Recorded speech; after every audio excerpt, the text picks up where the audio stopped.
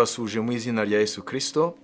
Turizera ko mumeze neza, ko mugikomeza gukunda umwami wacu Yesu Kristo no gutegereza mu byiringiro kuzaseruka kwe. Kubera ko twese abazi ijambo ry'Imana Bibiliya, turabona ibimenyetso byinshi cyane muri iyi si byavuzwe kera n'abahanuzi b'Imana, ndetse bigashemangirwa n'umwami wacu Yesu Kristo, bigaragaza yuko umwami Yesu azaba ari ku rugi. Nibyo Bibiliya yita ibihe by'imperuka, ariko atari ya mperuka abanyamadini n'abisi bajya bavuga yuko imperuka ari uko ibintu byose birangira. Bibiliya si kuivuga. Bibiliya iratandukanya ibyiciro bitandukanye by'imperuka. Rero mbere ko twinjira mu ijambo ry'Imana ry'uno munsi, turashaka kubabwira ko ijambo imperuka cyangwa ibihe by'iherezo Bibiliya ibicamo ibice bitandukanye. Ni ukuvuga ngo ubu Bibiliya ivuga yuko abakristu cyangwa abigishwa ba Yesu Kristo, kuko ijambo ubukristu ntabwo ari Yesu yabivuze, si n'intumwa ze, ahubwo ngo itorero ry'Imana mu ntangiriro yaryo muri Antiokia y'abanyamahanga, ntabwo ari muri Israeli, uno munsi n'amajyepfo ya Turkiya, niho abigishwa ba Yesu bahawe izina ry'ubukristu, barihabwa n'abari hanze y'itorero, kuko bavugaga ko ari abakristo, ko ari abe, bakurikije imbuto z'ubuzima bwabo zabarangaga, bati aba koko ni abakristo. Ariko mbere ngo bitwaga abigishwa ba Yesu.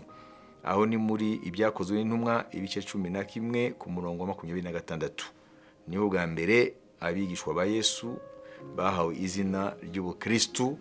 Noneho mu nyuma uko imyaka yagiye y'imbere, ibyari kuba abigishwa ba Yesu Kristo byaje guhinduka idini rya gikristo. Niyo mpamvu uyu munsi umuntu arakubwira ngo genda umukristu, ariko mubaza impamvu yitwa umukristu, benshi azakubwira ngo mvuka mu muryango w'abakristu cyangwa narabatijwe n'ibindi byinshi. Ariko mu bisanzwe ukuri nuko Yesu ntabwo yatwise abakristo, Yesu yatwise abigishwa be. Niyo mpamvu tukwiye kugaruka muri icyo gitekerezo cyo kuba umwigishwa. Hanyuma itorero rya Kristo rimaze kuzamuka, rigizwe n'abigishwa be, imperuka ntabwo iraza.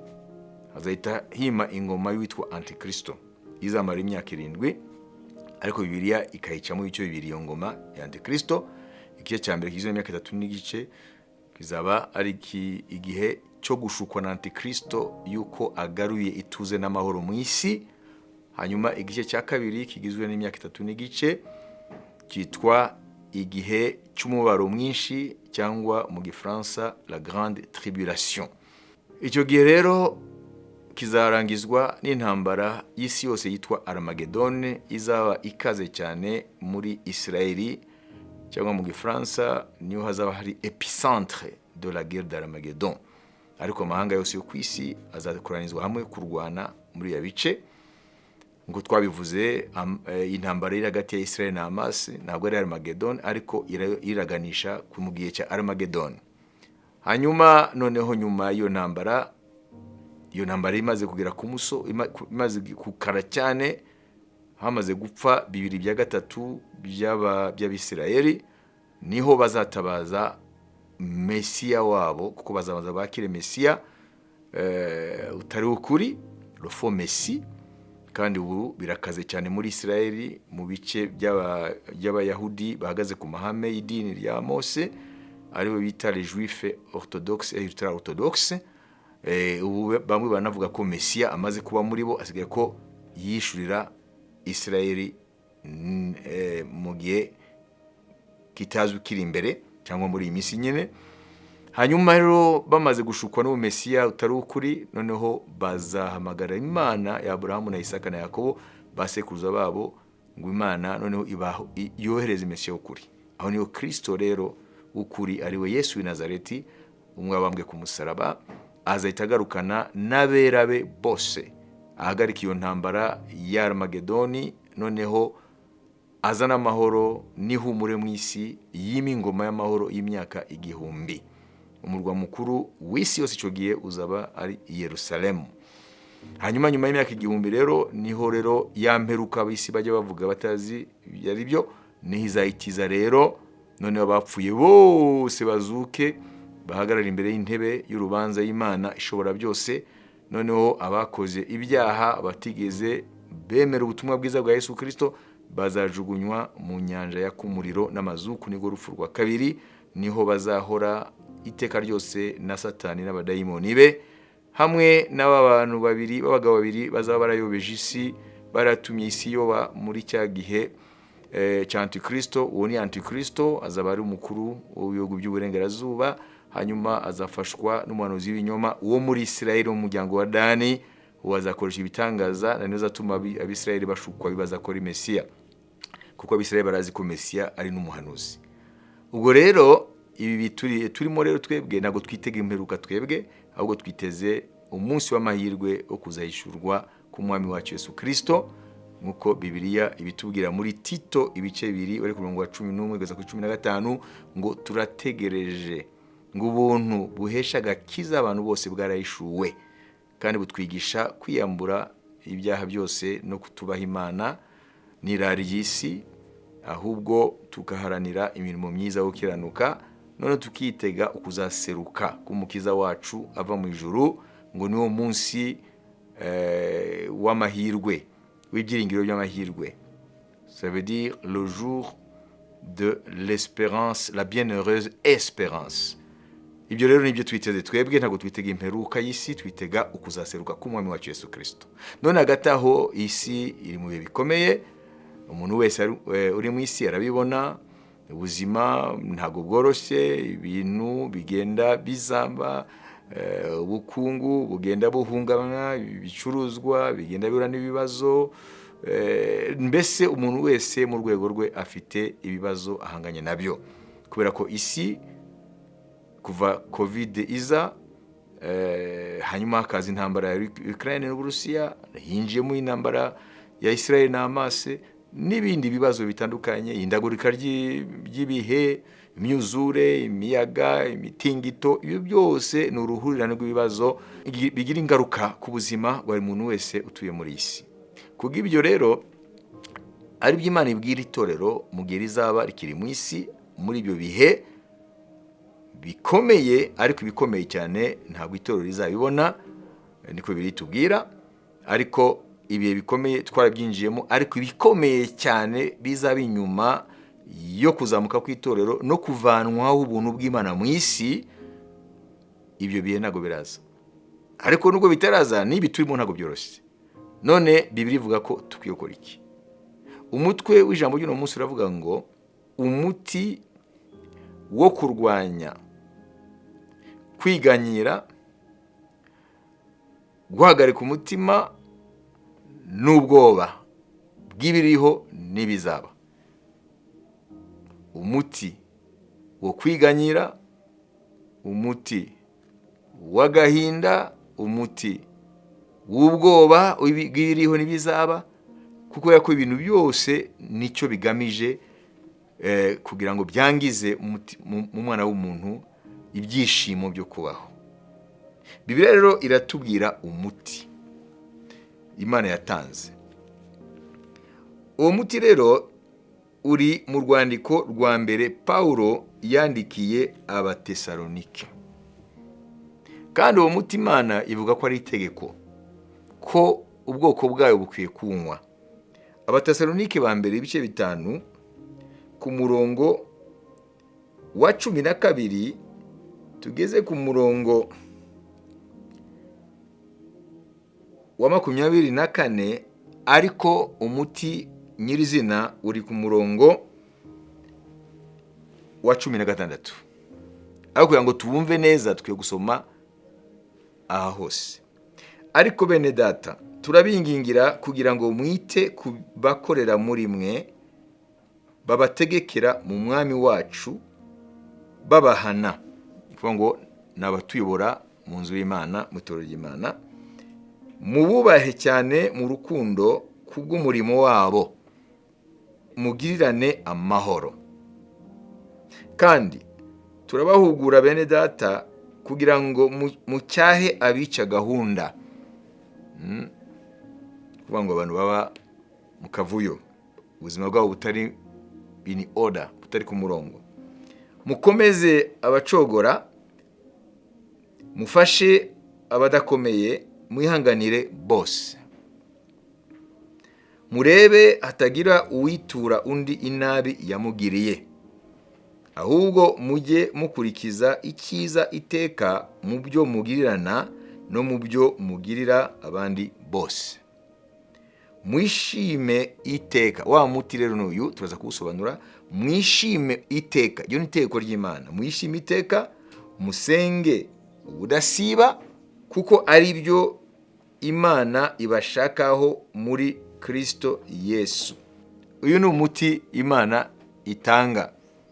Uwo muti ugizwe n'uruvangi rw'imiti itatu kugira ngo uwo muti ukore neza, udukize cyangwa unaturinde agahinda, ubwoba bw'ibizaba n'ibiriho, ndetse no kwiganyira. Ntimukazimye umwuka w'Imana, kandi ntimugahinyure ibihanurwa, ahubwo mugerageze byose, mugundire ibyiza, mwirinde igisa n'ikibi cyose. Imana y'amahoro ibeze rwose, kandi mwebwe ubwanyu n'umwuka wanyu n'ubugingo n'umubiri byose birarinzwe, bitabaho umugayo ubwo umwami wacu Yesu Kristo azaza. Ibahamagara niyo kwizerwa. Ibahamagara niyo kwizerwa, no kubikora izabikora. Imana yabwa icyubahiro. Hano turabona yuko muri ibi bihe rero tugitegereje kugaruka k'umwami wacu Yesu Kristo, kugira ngo tubashe kuzasangwa tutari umugayo nk'uko Bibiliya bitubwira. Birasaba yuko tumenya n'uwuhe muti Imana yatanze, kuko Imana ntabwo itungurwa n'ibiriho biraba ku isi, kuko Imana ni Imana izi byose. Ni kimwe mu biranga. Dieu est omniscient. Imana izi byose. Nk'uko Imana ishobora byose, iri omnipuissant. Nk'uko Imana iri hose, iri omnipresent.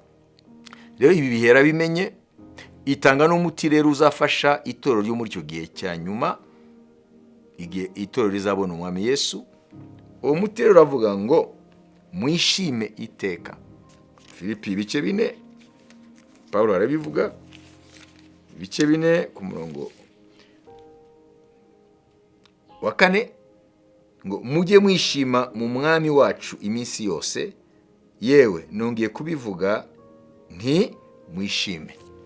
Kubera ko Imana ivuga ngo twishime, ni ukubera yuko iyo umutima utishimye, riba ari irembo ry'ibindi bibi byose atanashobora kuzana. None Imana ishobora kuvuga ngo twishime, kandi bidashoboka ngo twishime iminsi yose. Birashoboka iyo dufite umwuka wera. Iyo dufite umwuka wera, tukaba dufite ijambo ry'Imana muri twebwe, tukaba dufite kwizera kuduhuza n'umwami Yesu ku munsi, ni ngombwa umwuka wera arema muri twebwe ibyishimo, nubwo twaba turi hagati y'ibibazo. Turayibona urugero ba Pawulo, bari muri gereza mu mujyi wa Filipi, banakubiswe, bafunzwe n'iminyururu, ariko muri iyo mibabaro Bibiliya tubwira ngo hari mu gicuku baririmba bahimbaza Imana. Igihe Imana yohereje imbaraga zikanyeganyeza iyo gereza, iminyururu ikabavaho, inzugi zigakinguka, hanyuma bakava muri gereza. Ata muntu wabikoze, ari imbaraga z'Imana.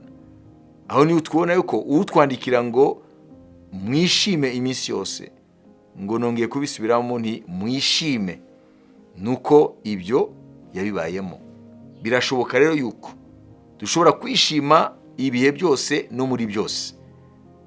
Rero umuntu afite ubwenge bw'inyama n'amaraso gusa ashobora kuvuga ngo ibyo ntibishoboka. Umuntu yishima iyo ibintu bimeze neza, ariko hari igihe uba mu bintu by'ibyago ntushobora kwishima. Ariko ijambo ry'Imana niryo rifite ukuri kurusha uko utekereza. kuko turabona abantu Imana yahaye kwishima iminsi yose no mu byago bikomeye, kuko nta muntu aranyura mu byago birenze ibya Pawulo. Rero kwishima rero ni umuti ku bintu byitwa kwiheba, kwiganyira n'ubwoba no guhagarika umutima mu bibazo uba urimo.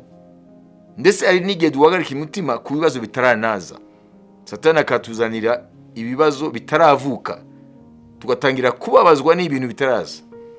Rero Imana iravuga ngo umuti wa mbere ni ukwishima muri byose no mu bihe byose. Icya kabiri, umuti Imana iduha ngo ni ugusenga ubudasiba. Ni ugusenga, ngo musenge ubudasiba. Ruvuga ngo muri kamere yacu twebwe abantu, hari igihe wumva muri wowe ntushaka gusenga. Kubera iki? Kubera ko umuntu agizwe n'ibintu bitatu. Agizwe n'umwuka. Umwuka ushobora kuba ushaka gusenga, ariko tukaba tugizwe n'ubugingo, ariko bitwa mu Gifaransa l'âme, cyangwa mu Cyongereza soul. Rero cyangwa mu Giswahili nafsi. Mu Giswahili baratandukanya roho na nafsi. Roho ni spirit, ni umwuka. Nafsi ni l'âme mu Gifaransa, cyangwa soul mu Cyongereza, nibyo bita ubugingo mu Kinyarwanda. Ubugingo rero nibwo butubashisha kudiringa n'ibituzengurutse.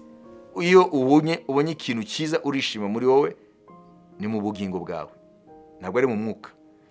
Iyo ubonye ikikubabaza ukababara, ni ubugingo bwawe, ntabwo ari mu mwuka. Iyo utekereje, ni mu bugingo bwawe, ntabwo ari mu mwuka. Rero ubugingo ni umuntu w'imbere, ntabwo aboneka, ariko niwe muntu agendesha umubiri kugira ngo ashobore kubaho muri environnement turimo ya buri munsi. Rero ukwiye kumenya rero yuko iyo Imana ivuze ngo mwishime iminsi yose, ikizatuma utishima ni ubugingo bwawe. Kubera ko ubugingo bwawe buba buri conditionné, buba buyoborwa n'ibintu wumva n'ibintu ureba, bigatuma rero mu mutima wawe ushobora kudasenga, kubera yuko hari ikintu gituma ubugingo bwawe butemera gusenga. Na niyo mpamvu Dawidi muri Zaburi 103 yarategetse umutima we, icyo gihe yavuze ubugingo bwe ngo mon âme bénit l'Éternel.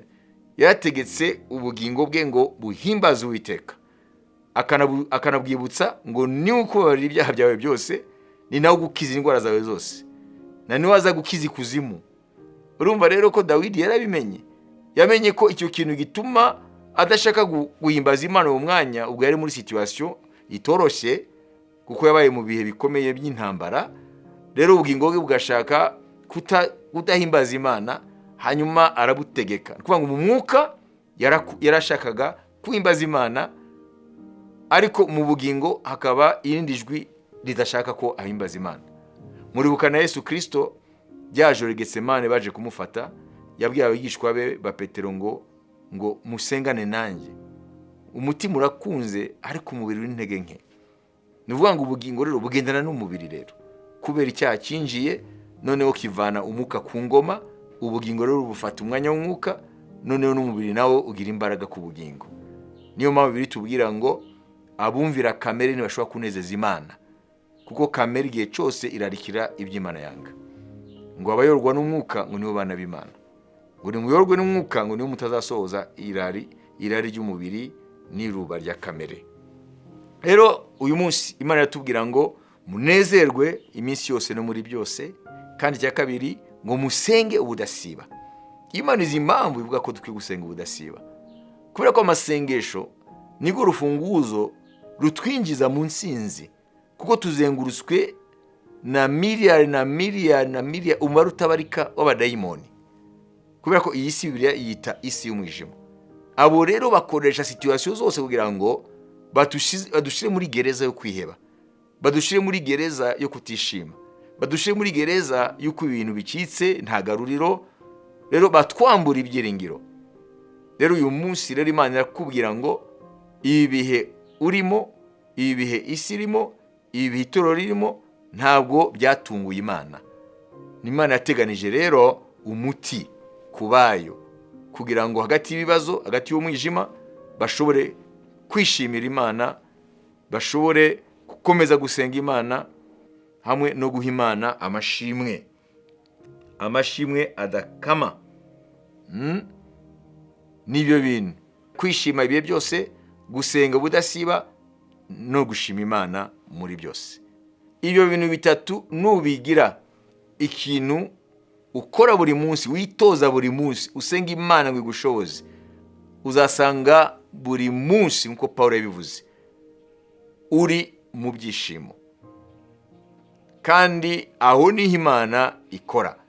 Nimwibuke mu gitabo cya Nehemiya baratubwira ngo la joie de l'Éternel c'est notre force, the joy of the Lord is my strength. Nuvuga ngo umunezero w'Iteka nizo mbaraga zacu. Rero umunezero ni imbaraga. Ahantu hari kwiheba, ahantu hari kwiheba nta kwizera kuhakorera, kandi ukwizera kudakora Imana ntikora. Niyo mpamvu rero mu gitabo cya Nehemiya aravuga ngo ibyishimo by'Uwiteka, umunezero w'Uwiteka ngo nizo mbaraga zacu. Rero tukwiye kutemera Satani ko atwiba ibyishimo byo mu mwami wacu Yesu Kristo. Nizo mbaraga zacu tubasha kunesha. Rero iyo umuntu ari yihebye, aba ari muri position de faiblesse, aba ari mu rwego rw'umunyantege, Satani aramukubita akamunesha. Uyu munsi rero mu izina rya Yesu, Imana iragutegetse wowe mwana w'Imana, ntuheranwe no kwiheba, ntuherane no kureba ibibazo gusa, umenye ko Imana ni nzima, Imana ntirengerwa n'ibibazo. Imana irakubwiye ngo umuti wo kunesha kwiheba, wo kunesha ubwoba bw'ibiriho n'ibizaba, wo kunesha guhagarika umutima n'agahinda, ni ukwishima ibihe byose muri byose mu mwami wacu Yesu Kristo, no gusenga ubudasiba no kugumushima Imana mu bihe byose no muri byose. Imana rero iguhe umwuka wayo akubashishe kwinjira muri ibyo bihe by'intsinzi. Amen.